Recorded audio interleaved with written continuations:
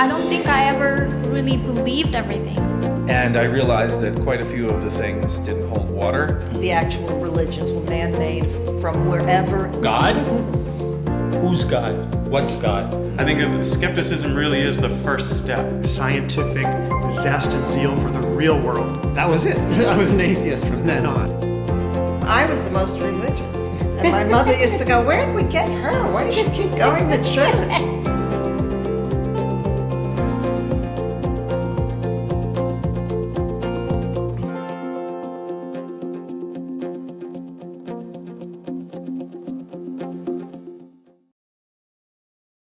Hi, I'm Red. Hi, I'm Susan, and this is our friend Linda, who's here to tell us about her road to atheism. Welcome. Thank you.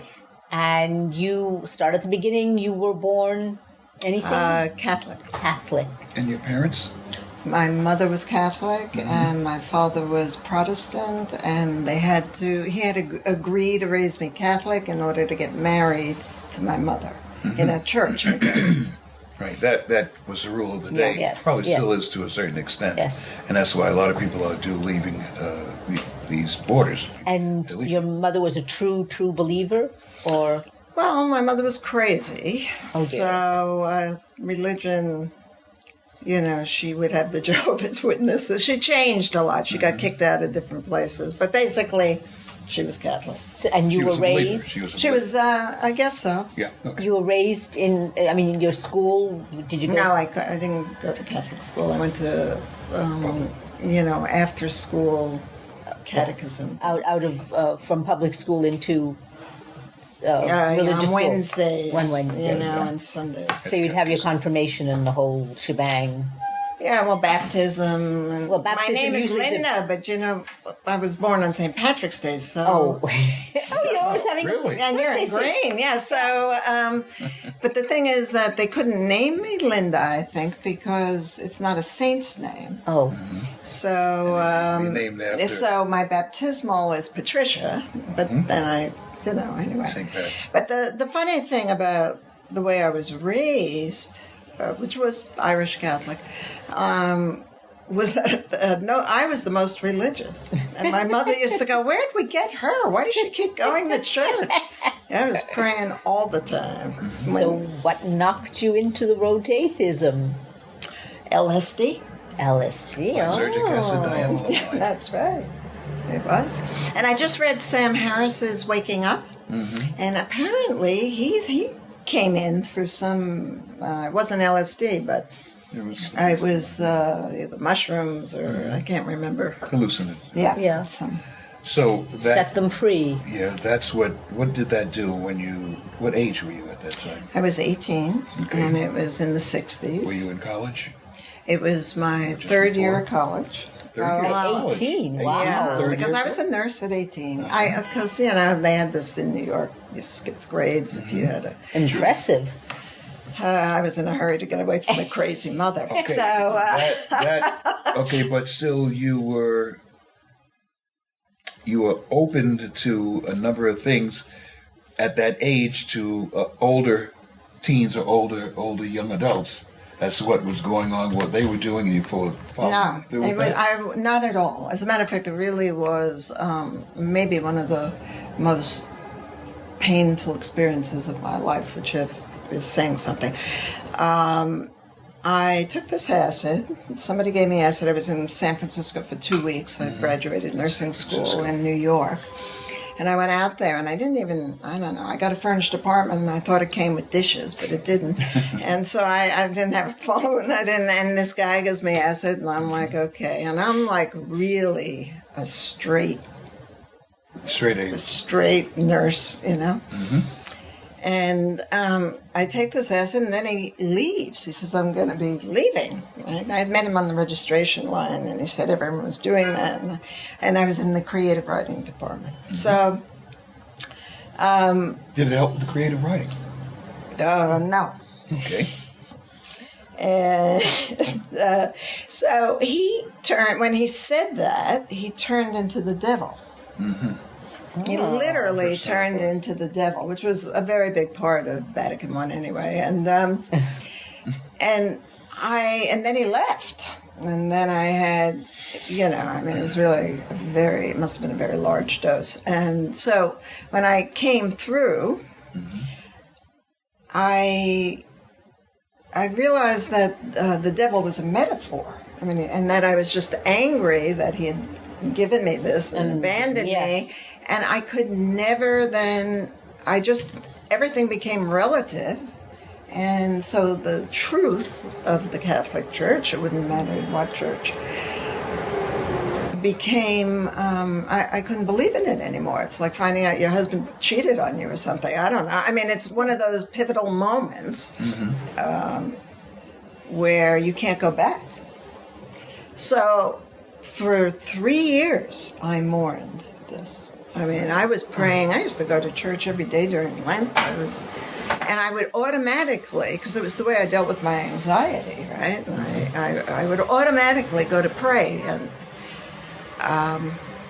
each time, it was like if you automatically thought of the person you loved. I had a personal, I thought, connection with Mary. So it took a long time, and it also meant I had to break up with the man I was intending to marry, who was religious, and it changed my whole life. And it was very unpleasant. That feeling. But you don't regret it now that you became an atheist. Well, because my life has been about finding the truth. Yes. Whatever that is. But it isn't the Catholic Church. So. Right. Would you say, was there any influence as far as science, critical thinking, anything of that nature, reasoning? None whatsoever that made you an atheist? None. Okay. Coming out of the closet, as it were, so to speak, did you have any problems as far as being with people when you started to look at it from a different perspective, a different viewpoint? Well, she lost her fiancé because... Yeah, we know. Yeah. Right. But it was the 60s, so really, and what anyone cared about at San Francisco State was whether you were demonstrating against Vietnam. And you were with the crowd. So, in the creative writing department, it was really if you were anti-war. So I don't, religion wasn't important in that. Right, in that sense at all. And when you came home, what did your parents think? I don't know that I came home. You never went home and told your mom, "Hey, I wasn't. I just left, and I have a back and forth thing. But I'm sure my father wouldn't have cared, and I think my mother had moved on to the Jehovah's Witnesses or something. I can't remember. Do you have any siblings? Do you have any brothers or sisters? Sister. Okay. And how do they feel? What are their... She's not religious, never was, never believed. Okay, so that's sort of like... She's 10 years younger. So, that's okay. That could be an ally, too. That could be on your side. I don't feel alienated. I'm really, my activism in atheism is... because I don't want to be, I've dedicated my life to helping people, and I don't want to be called immoral or unethical, or I don't want to be thought of that way. And also, I think it's atheism's moment, and I feel an obligation to come out of the closet. Yes, we're all coming out of the closet. Yeah, and so, if one by one, I really think that's our obligation. I wasn't in the closet, but... because I'm a psychotherapist, I treat religious people, and so, I had to come to terms with that. And recently I've co-written a book with David Ornstein, and that certainly will come out, I think, July 16th, and that's, one more... And then if you Google me, I come out as an atheist. But it hasn't hurt my practice at all. So, in your research, in writing the book and doing that, did you have any discoveries, personal discoveries that... Well, the part of the book that I did was the interviews for humanitarian atheists. The book's called Godless Grace. Yes. And David and I had a whole thing about, isn't grace a Christian word? Because he's a secular Jew, and, sort of whatever. But anyway, so we researched that. And, but what, it wasn't, reading David's part of it was very interesting. But the book focuses on the world, not the United States. So, they kill you in Uganda if you're Yeah. an atheist. There were information I had to hide. It was really fascinating. And then there were countries in Europe that where the woman said to me, she didn't know anyone who believed in God in the Netherlands. Yeah. Well, the Scandinavian countries, that is true. And It's like elsewhere. 80 or 90-something percent. I know. And her husband's in the background because I was doing this by Skype, and he's American, and she says, "Oh, people believe in God, like people like my age," and he's in the background going, "Yes." Yes. Young people are seeing things from a different perspective, and that's due to things such as the internet and other social media. What is your opinion about that? Oh, I think it's great. I tried to get my son. He moved to California, and so I said, "Why don't you, meet some people and help atheism?" And he said, "Oh, I don't care about atheism." He just takes it for granted. I mean, that's terrific. You have a lot of debates that have gone on with Christopher Hitchens, Dawkins, and the other three horsemen have debated others in certain organizations, and such as Yale University, in addition to other foundations where you had very good debates, and it was quite obvious, as far as from the atheist point of view, that they won the day.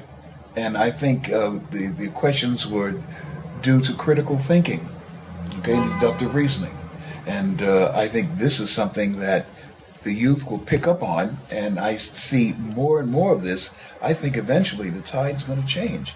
You're not going to have the Texas governor saying that there's no such a thing as climate change and doesn't believe in evolution. There's so many people. Well, especially if they're drowning. Yeah, my angle about atheism isn't so much about reason. Mine is because my area is psychological. Right? Does it help mental health, or does it hinder mental health? I'd like to hear that. So I don't even So what does think it do? of it. Well, it both. You can do both, right? Well, Religion you can do. is That's like- right. And it saved my life. I think I'd like to have survived my mother without religion. I couldn't have. Okay. So I went to church. So Right. I'm, grateful. I've always said religion is like the poor man's psychiatrist.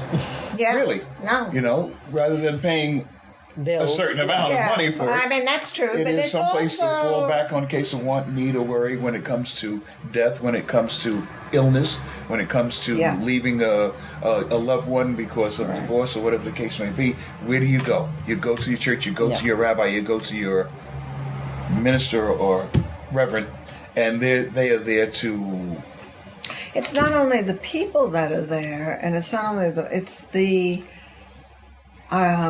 feeling of helplessness you have if your loved one is dying. Yes. I've seen people come out from atheism into religion because they say, well, God, if you let my husband live, I will believe. And then he lives due to neurosurgery. But at that point, you feel so helpless that you grab onto anything. If I tap the table 3 times, if I whatever, it's magical thinking. Right. But Drowning man grabs a straw to stay above.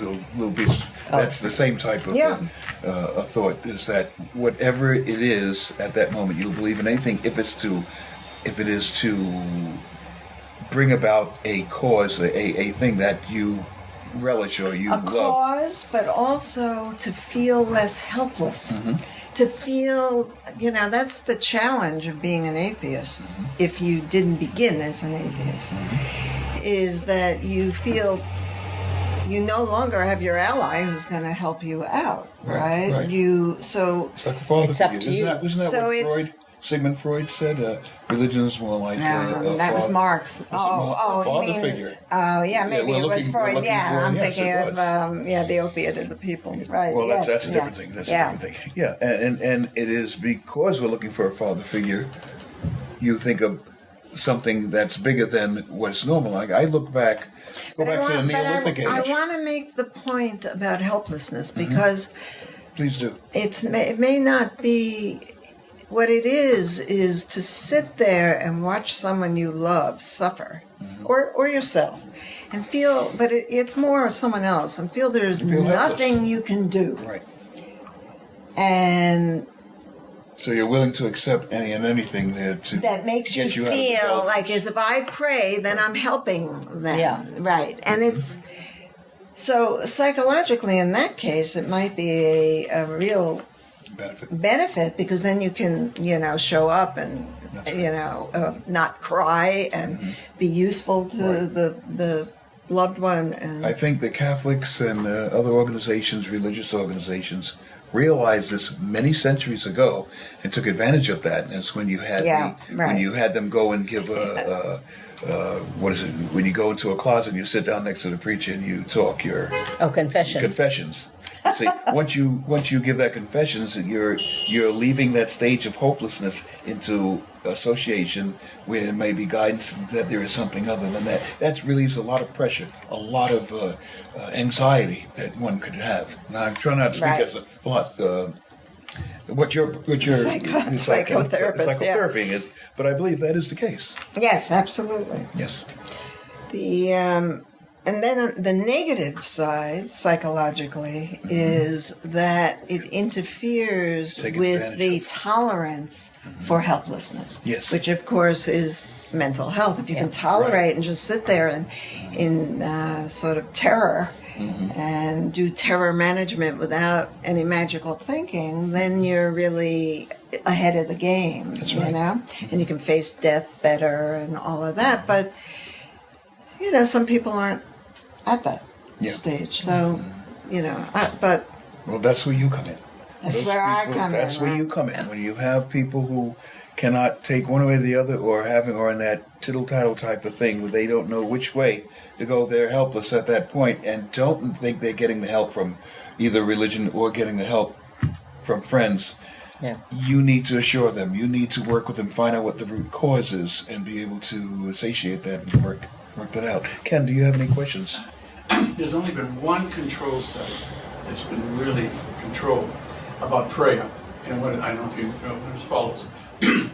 They had a group of people who just had a heart transplant, or I forget it was a bypass operation. And they divided up into three groups. One group, that the person who had the procedure didn't know that anyone was going to pray for them. There was another group, or the third, that people prayed for them, but they weren't told. The third group, people prayed for them in public, and they knew about them being prayed for.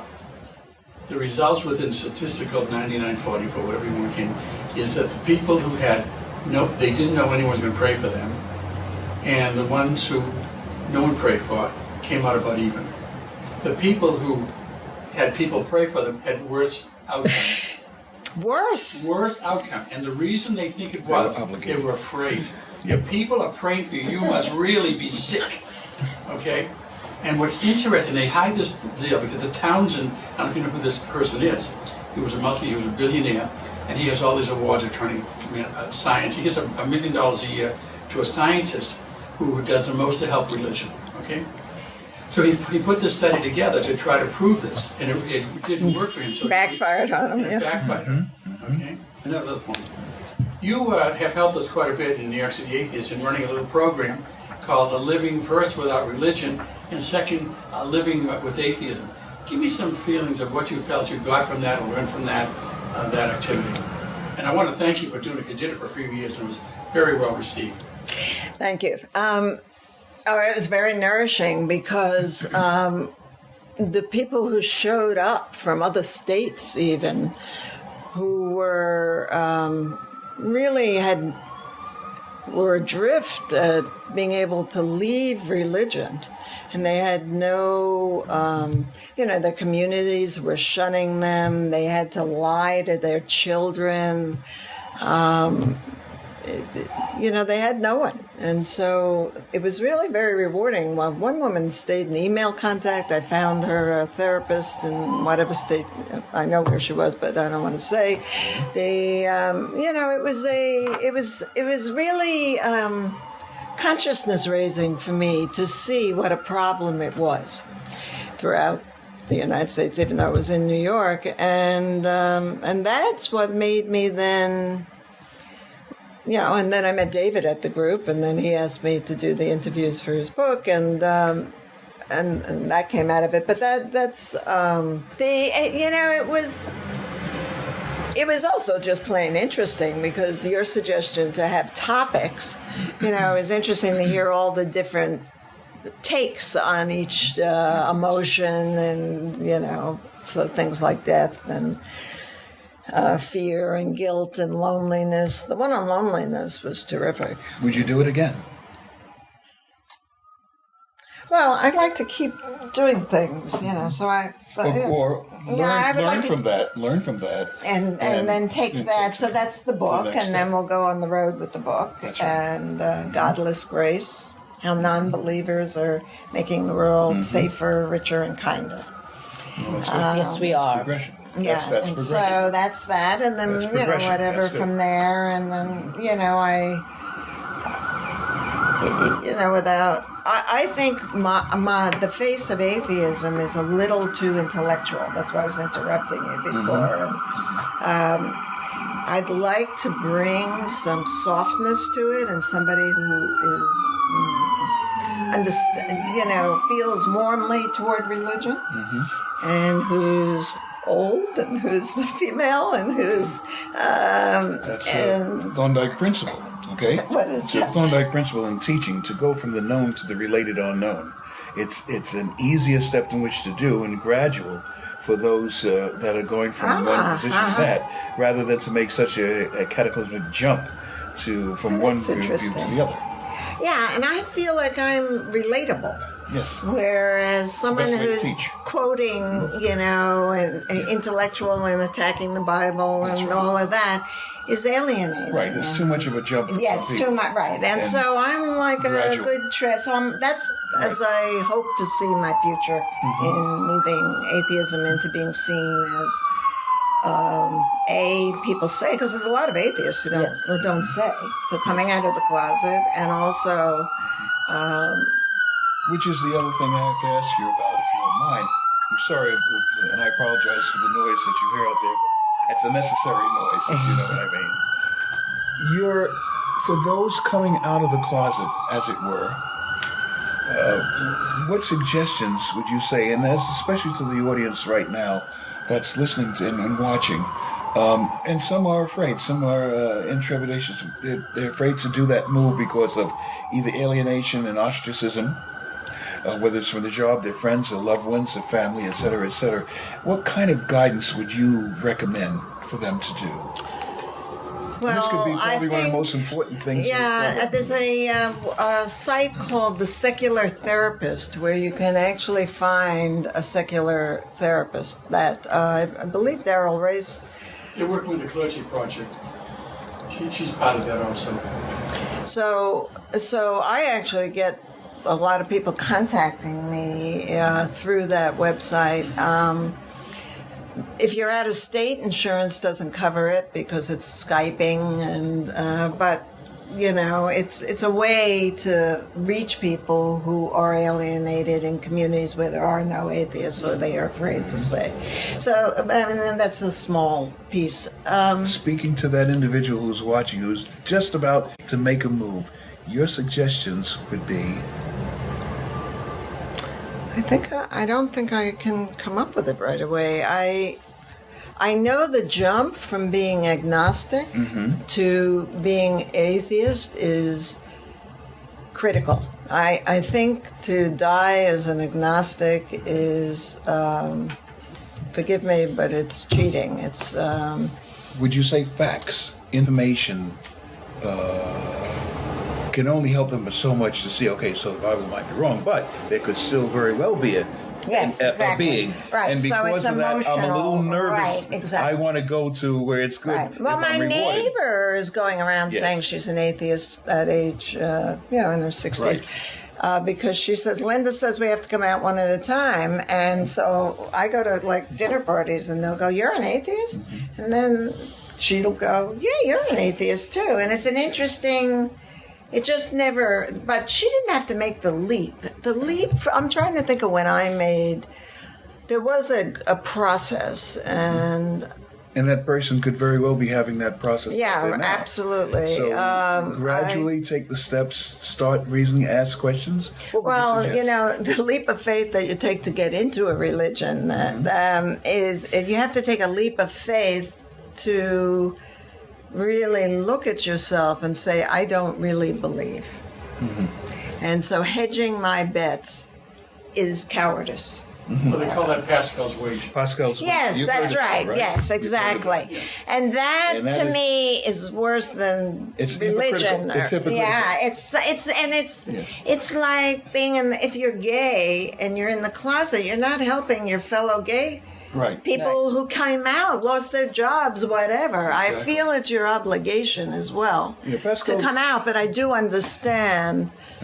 I do understand the dilemma, and there are places you really cannot come out. Yes, I mean, if you're deep in absolutely. a Hasidic community or deep in Mormon many. territory This is or terrific. whatever. It is so much pressure to do that. But Pascal, you can come out to yourself. You can say, okay, I don't believe. And what that requires, here it is facing death. yes. And Hereafter, life yes, so you have to then say, I'm going to die alone. The best I can do is die in someone's arms, but other than that, I'm alone. And I'm going to have to manage my anxiety. I mean, that's the task once you become an atheist. And you really are committed to that. And I mean, that's a good thing, you know, but That's a good point. And for those who don't understand Pascal's wager, basically the individual said, well, look, as a gambler, if you're not sure, then believe in that, and if it is a heaven, you'll go there. If it's not, you haven't wasted time. You hedge your bets on the right side. To me, if there's a God, then that God would say you're a hypocrite because you were only doing it to get in heaven. You really were not sure. Well, not only that, and but what that's if the the god reason- turns out to be Allah or Shiva or one of the other gods, you know, Zeus or something, and he's saying, you worship the wrong god. Yeah. So all those things coming in Pascal's wager doesn't really make a whole bunch of sense. The idea is you're hedging your bets, and that is not really the way to go. But to gradual movements, to understand and to do what you have suggested, I think is a very good way to do that. thank you. And I want to thank you so much for attending. Thanks. Thank you. Thank you.